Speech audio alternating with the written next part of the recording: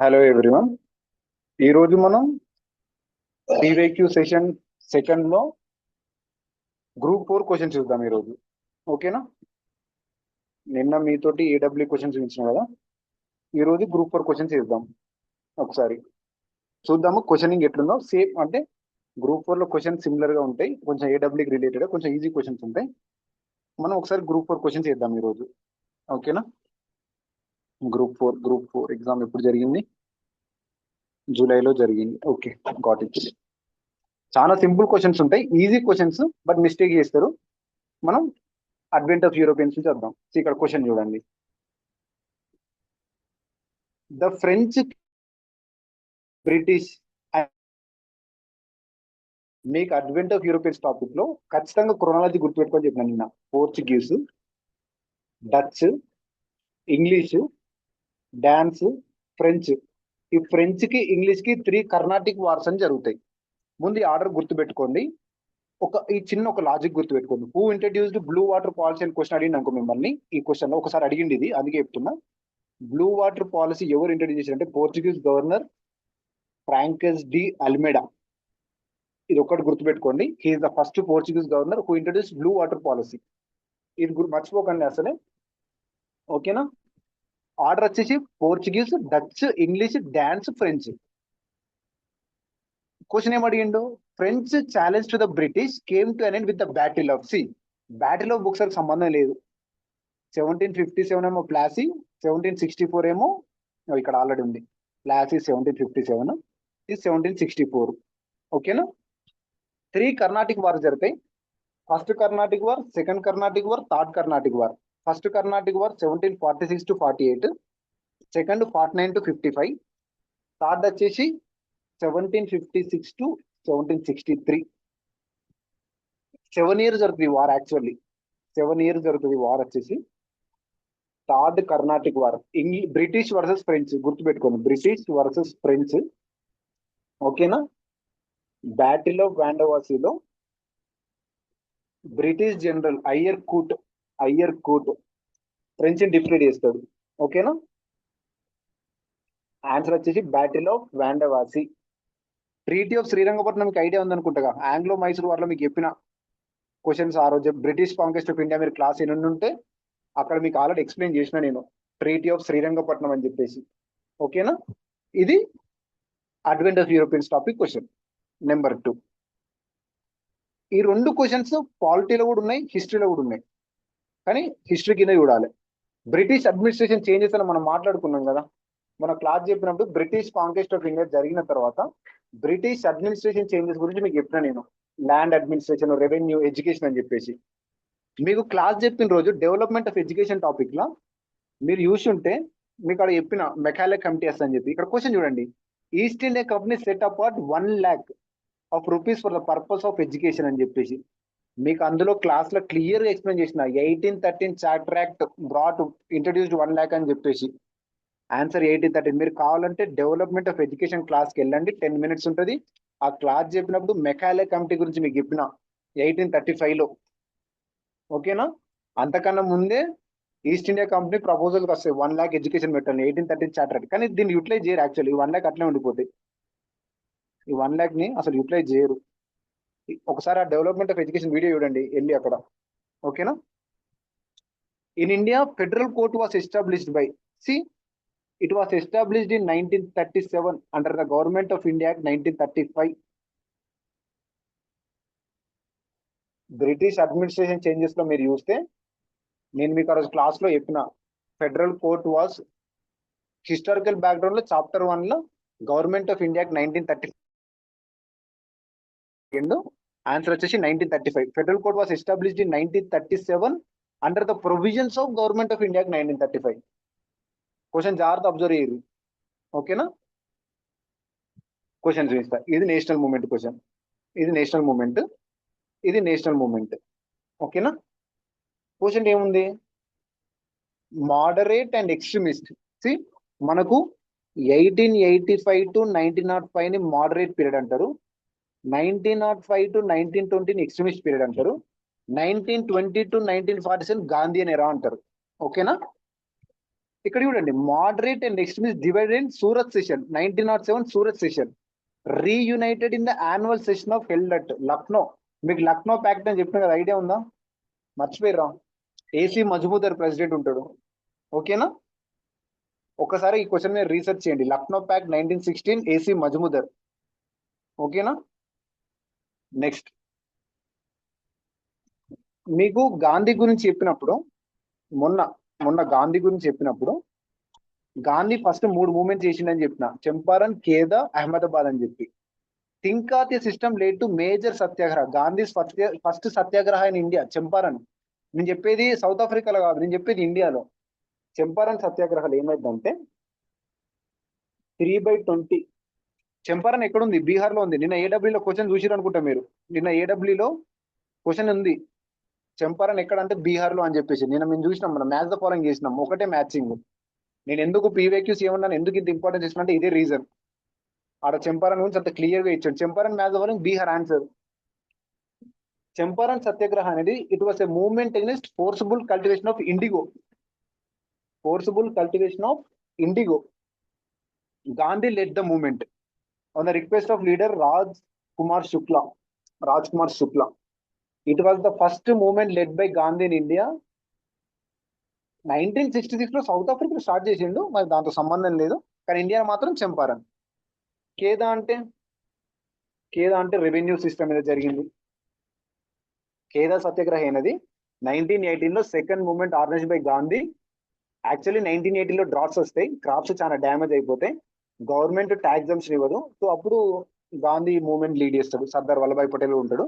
Bardoli Satyagraha led by Sardar Vallabhbhai Patel. ఇక్కడ title Sardar అని ఎవరు ఇచ్చారని ఒక క్వశ్చన్ ఉంటుంది. గాంధీ సర్దార్ వల్లభాయ్ పటేల్ కి the title Sardar was given by women of Bardoli. గుర్తుపెట్టుకోండి, ఈ క్వశ్చన్ మీద చాలా మందికి డౌట్స్ ఉండే. ఓకేనా? Bardoli Satyagraha 1928, Ahmedabad mill strike 1919. So ఇది థింక్ ఆఫ్ ద సిస్టమ్ మీద క్వశ్చన్. ఓకేనా? నెక్స్ట్, 1919 లో ఆల్ ఇండియా ఖిలాఫత్ కాన్ఫరెన్స్. మీరు గుర్తుపెట్టుకోండి, ఖిలాఫత్ కాన్ఫరెన్స్ జరిగిన తర్వాతనే నాన్ కోఆపరేషన్ మూవ్మెంట్ స్టార్ట్ అవుతుంది. నాన్ కోఆపరేషన్ మూవ్మెంట్ ఎండ్ కానీ గల కారణం చౌరీ చౌరీ ఇన్సిడెంట్ అని నేను మీకు ఎక్స్ప్లెయిన్ చేసిన. All India Khilafat conference, Aligarh, Lahore కాదు, ఆప్షన్ వచ్చేసి ఢిల్లీ. కొంచెం టఫ్ క్వశ్చన్ ఇది, ఎగ్జాక్ట్ ప్లేస్ గుర్తుపెట్టుకోవాలి కదా, సో కొంచెం ఇబ్బంది అయిన క్వశ్చన్ ఇది. Who wrote the book poverty and un British rule India? C very very important question. మీరు ఎన్నిసార్లు అడిగిందంటే ఈ క్వశ్చన్ అంటే, Dadabhai Naoroji is the first person who wrote the book on poverty and un British rule in India. మళ్ళీ మళ్ళీ గుర్తుపెట్టుకోండి, బట్టి అంతే. ఇక ఎస్ఐలు అడిగిండు, కానిస్టేబుల్ అడిగిండు, గ్రూప్ 2 అడిగిండు, యూపీఎస్సీలు అడిగిండు, ఏడబ్ల్యూలు అడిగిండు, ఏఈలు అడిగిండు, ఎఫ్బిఓలు అడిగిండు, ఏపీపీఎస్సీలు అడిగిండు. సో ఈ క్వశ్చన్ చాలా జాగ్రత్తగా గుర్తుపెట్టుకోండి, very very important. Who wrote the book poverty and un British rule in India అనేది దాదాబాయ్ నవరోజీ ఆన్సర్. ఓకేనా? నెక్స్ట్, నిన్న మనం రౌండ్ టేబుల్ కాన్ఫరెన్స్ మీద డిస్కస్ చేసినాం, మీకు ఐడియా ఉందో లేదో. నిన్న మీరు రౌండ్ టేబుల్ కాన్ఫరెన్స్ గురించి మనం డిస్కస్ చేసినాం. నిన్న రౌండ్ టేబుల్ కాన్ఫరెన్స్ ఎక్కడ జరిగింది, ఎప్పుడు జరిగింది, రౌండ్ టేబుల్ కాన్ఫరెన్స్ గల రీజన్స్ ఏంటి, మీకు గుర్తుందా? ఇక్కడ క్వశ్చన్ చూడండి, ఫాలోయింగ్ క్వశ్చన్ చూడండి. నేను మీకు డే 1 లో ఒకరోజు ఏం చెప్పినా తెలుసా? డేట్స్ ఇచ్చినట్టే మాక్సిమం రాంగ్ ఇస్తాడు అని చెప్పిన, మీకు ఐడియా ఉందో లేదో. మీరు మళ్ళీ గుర్తు తెచ్చుకుని, ఎక్కడైనా డేట్స్ ఇచ్చినాకో most of the time date wrong ఇస్తాడు అని చెప్పిన. ఓకేనా? First round table conference, second round table conference, third round table conference. ఒక్కటే ఒక్క కాన్ఫరెన్స్ కి గాంధీ అటెండ్ అవుతాడు, అది సెకండ్ రౌండ్ టేబుల్ కాన్ఫరెన్స్. నిన్న మీకు క్వశ్చన్ చెప్పిన, పీవైక్యూ చూడండి, ఇట్లా ఫ్రేమ్ చేసిన పీవైక్యూని. సింపుల్ క్వశ్చన్, నిన్న అంత సింపుల్ గా అడిగింది నిన్న. ఓకేనా? క్వశ్చన్ చూడండి, కాంగ్రెస్ అటెండెడ్ ద కాన్ఫరెన్స్ అన్నాడు, తప్పు. కాంగ్రెస్ బాయ్కట్ అన్నాడు, తప్పు. కాంగ్రెస్ అటెండ్ అవుతుంది కదా, answer neither A or B. అయిపోయింది, సింపుల్ క్వశ్చన్. క్వశ్చన్స్ చాలా సింపుల్ గా ఉంటాయి. క్వశ్చన్ ని అబ్జర్వ్ చేయడం రావాలి, పీవైక్యూని అబ్జర్వ్ చేయడం రావాలి. ఏదో చదువుతున్నాం అంటే చదవకండి. ఓకేనా? Next, consider the following statements. Communal award was declared by Ramsay MacDonald in 1932. ఇక్కడ జాగ్రత్త, మళ్ళీ ఇక్కడ జాగ్రత్త. Poona pact was accepted by government amendment to communal award. Actually communal award అంటే ఏంటంటే సపరేట్ ఎలక్టోరేట్స్ ఇస్తారు. అంటే యాక్చువల్లీ గాంధీకి ఎప్పుడు అన్టచబుల్స్ ని ఒక సపరేట్ సెక్షన్ చూడడం ఇష్టం లేదు, కానీ అంబేద్కర్ అట్లనే కావాలనుకుంటాడు. సో ర్యామ్సమ్ మెక్డొనాల్డ్ అనౌన్స్ చేస్తాడు ఏమని, మేము డిప్రెస్ క్లాస్ కి సపరేట్ ఎలక్టోరేట్స్ ఇస్తాం. సపరేట్ ఎలక్టోరేట్స్ అంటే నా క్యాస్ట్ వాళ్ళు మాత్రమే నాకు ఓటేస్తారు. గుర్తుపెట్టుకోండి, ముస్లిమ్స్ మనం 1909 లో పార్లమెంటరీ రిఫార్మ్స్ చూసినాం కదా, కమ్యూనల్ ఎలక్టోరేట్ అని చెప్పి. సో అట్లా కమ్యూనల్ ప్రాక్టీస్ గాంధీ ఏం చేస్తాడు sir, he went first hunger strike చేస్తాడు. హంగర్ స్ట్రైక్ చేస్తే చాలా మంది అంబేద్కర్ ని ప్రెజర్ చేస్తే గాంధీ అంబేద్కర్ ప్యాక్ట్ జరుగుతుంది. దాన్నే పూనా ప్యాక్ట్ అంటారు. పూణే జైల్లో జరుగుతుంది, పూణే జైల్లో. అందుకే దాన్ని పూనా ప్యాక్ట్ అంటారు. సెప్టెంబర్ 1932 జరుగుతుంది. ఓకేనా? అప్పుడు ఏం చేస్తారంటే సపరేట్ ఎలక్టరేట్ బదులు జాయింట్ ఎలక్టరేట్ ఇస్తారు 148. సో ఆన్సర్ వచ్చేసి both A and B. Differences చూడండి క్వశ్చన్స్ లో, ఎప్పుడైనా గుర్తుపెట్టుకోండి. మీకు ఇప్పటివరకు ఒక 10 టైమ్స్ చెప్పిన గాంధీ మీద ఎప్పుడైనా క్వశ్చన్ ఆప్షన్ ఉంటుంది గాంధీ ఆన్సర్ అయితే అని చెప్పి. Hindu Swaraj answer Gandhi direct. మీకు ఎగ్జామ్ హాల్లో ఎప్పుడైనా ఏమైనా క్వశ్చన్ రావట్లేదు అని అనిపించింది అనుకో, Hindu Swaraj was authored by, option లో గాంధీ ఉంటే గుడ్డిగా గాంధీ ఆన్సర్ పెట్టేసేయండి. ఈ ఒక పీవైక్యూ మీరు గుర్తుపెట్టుకొని మళ్ళీ ఇస్తా గాంధీ మీద ఎన్ని క్వశ్చన్ ఉంటాయో. ఓకేనా? How many delegates participated in first session of INC? How many delegates attended first session of INC? కొంచెం టఫ్ క్వశ్చనే, కానీ ఎగ్జాక్ట్ డాటా అనుకోవడం చదివి ఉంటే 72 యాక్చువల్లీ. ఇది నేను చెప్తా పాటు మీకు బ్యాక్గ్రౌండ్. ఏవో హ్యూమ్ ఉంది కదా, ఏవో హ్యూమ్ ఫౌండెడ్ ఐఎన్సి ఎప్పుడు 1885 డిసెంబర్ 28. ఓకేనా? ఫస్ట్ మీటింగ్ ప్రెసిడెంట్ ఎవరంటే డబ్ల్యూసి బెనర్జీ. అప్పుడు 72 మెంబర్స్ అటెండ్ అవుతారు అట్లా. సో ఇది ఆన్సర్. ఎగ్జాక్ట్ డేటా కొంచెం ఎగ్జామ్ వల్ల గుర్తుడం కష్టమే, బట్ ఓకే ఫైన్, పర్లేదు, మరీ అంత తప్పేం కాదు. Next, who commanded Maratha army in the third battle of Panipat? First battle of Panipat, second battle of Panipat, third battle of Panipat. ఎవరైనా పానిపట్ మూవీ చూస్తుంటే డైరెక్ట్ ఆన్సర్ పెట్టేస్తారు, సదాశివరావు బాహు. సింపుల్. సినిమాలు చూసినప్పుడు అందుకే జాగ్రత్తగా చూడాలి. సినిమాలు చూసినప్పుడు చాలా జాగ్రత్తగా చూడాలి. అందుకే మనం ఎందుకు ఫోకస్ ఉంటారు పెద్దవాళ్ళ అంటే, కాన్సన్ట్రేషన్ అంటే. చూడండి, ఇప్పుడు ఎవరైనా పానిపట్ సినిమా చూసి ఉంటే డైరెక్ట్ సదాశివరావు బాహు వాడు ఆయన్ని లీడ్ చేస్తారు లాస్ట్ వార్లో సినిమాలో.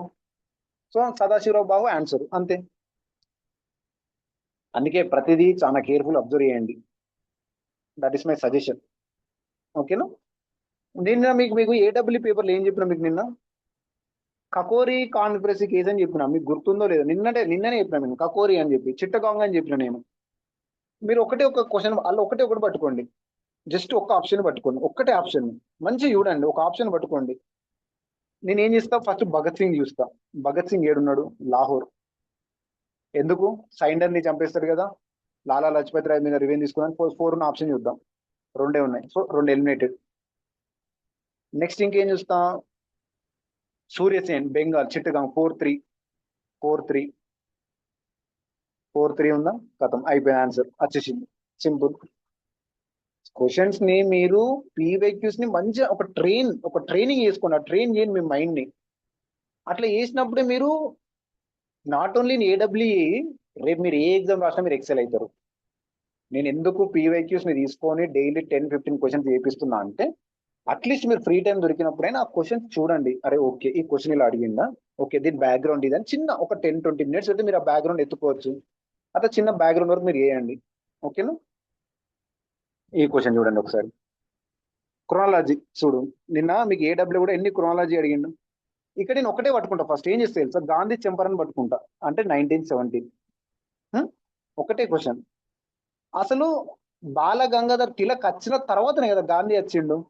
సో అప్పుడు ఏం చేస్తాం, తిలక్ ఎప్పుడు నుంచి ఉన్నాడు? నేను మోడరేట్ అని చెప్పిన 1885 నుంచి 1920 మోడరేట్ ఎక్స్ట్రీమిస్ట్ అని చెప్పిన కదా. సో నేను బి ఉన్న ఆప్షన్ ఫస్ట్ చూస్తా. ఓకేనా? సో బి ఉన్న ఆప్షన్ చూడండి, 1, 2, 3 ఉన్నాయి. సో ఒకటి ఎలిమినేట్ అయిపోయింది. ఓకేనా? డి ఉన్న ఆప్షన్ చూడండి, ఇది 1979 అప్పుడు డి ఉన్న ఆప్షన్ 2 చూడండి, ఇవి 2 ఉన్నాయి. సో ఇది ఎలిమినేట్ అయిపోయింది. సో ఇక్కడ నాకు రెండు ఆప్షన్సే ఉన్నాయి ఇక నాకు రెండు ఆప్షన్స్ ఉన్నాయి. Formation of home rule league అన్ని డిసెంట్. సో 1916 ఇది. కథం ఏడి ఎక్కడ ఉన్నది? కథం అయిపోయిన ఆన్సర్ వచ్చేసింది. సింపుల్. మనం చదివేటప్పుడు చాలా జాగ్రత్తగా, యాక్చువల్లీ తిలక్ ఎందుకు 6 ఇయర్స్ జైలు పంపిస్తారు తెలుసా? అప్పుడేదో రాస్తాడు, ఎగ్జాక్ట్ గా నాకు ఏం రాసిండు అనేది ఎగ్జాక్ట్ గా నా మైండ్ లోకి రావట్లేదు. నాకు ఒక టైం ఉంది అంటే ఎందుకు తిలక్ ని జైలుకు పంపించారని చెప్పేసి. అంటే యాక్చువల్లీ ఏం జరుగుతుంది అంటే ఆ టైంలో మోడరేట్స్ ఉంటారు. మోడరేట్స్ వచ్చేసి ఎవరెవరు అంటే Dadabhai Naoroji, Surendranath Banerjee, Ranade, Gopal Krishna Gokhale was the guru of Gandhi. ఇది గుర్తుపెట్టుకోండి, ఈ క్వశ్చన్ అడిగిండు ఏడబ్ల్యూలో, mentor of Gandhi. So extremist leaders ముగ్గురు ఉంటారు: లాలా లజపత్ రాయ్, బిపిన్ చంద్రపాల్, బాల గంగాధర్ తిలక్.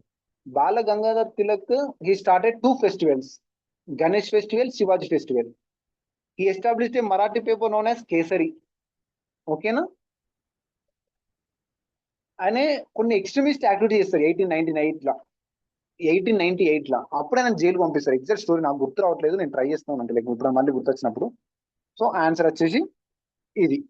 ఓకేనా? ఇట్లా క్వశ్చన్స్ ఉంటాయి మోడర్న్ హిస్టరీలో. అందుకే ఇక్కడ ఈ క్వశ్చన్ చూడండి సింపుల్ గా. మనం ఇంత పెద్ద ఉంది స్టేట్మెంట్ బేస్డ్ ఏందా అనుకుంటాం మనం. మీకు నిన్న మొన్న నేను ఏం చెప్పినా, ఒక్కటే ఒక ఆప్షన్, ఒక ట్రాప్ పెడితే ట్రాప్ దొరకట్టు అని చెప్పిన నేను. ఓకేనా? ఇక్కడ చూడండి. కన్సిడర్, ఇప్పుడు నేను ఈ క్వశ్చన్ చేస్తే ఎట్లా చేస్తాను నేను చెప్తా కాబట్టి. కన్సిడర్ ద ఫాలోయింగ్ స్టేట్మెంట్స్ అని ఇచ్చాడు. నేను ఒక ఆప్షన్ చూస్తా ఫస్ట్, ఏదో ఒక ఆప్షన్ ఇస్తా, డి పట్టుకుంటా. Gandhi launched individual Satyagraha in October 1940. Correct. Sardar Patel వా సెలెక్ట్. కథం తప్పు. డి ఒక్కటి తీసేయండి. కథం డి తీసేయండి, అయిపోయింది. 2 ఆప్షన్స్ ఎలిమినేట్ అయిపోయినాయి. ఓకేనా? నెక్స్ట్ 2 ఆప్షన్స్ ఎలిమినేట్ అయిపోయినాయి, ఇంకా 2 ఉన్నాయి. నాకు 2 ఎలిమినేట్ అయిపోయినాయి. ఇది Vinoba Bhave was the first సత్యాగ్రహం. ఓకేనా?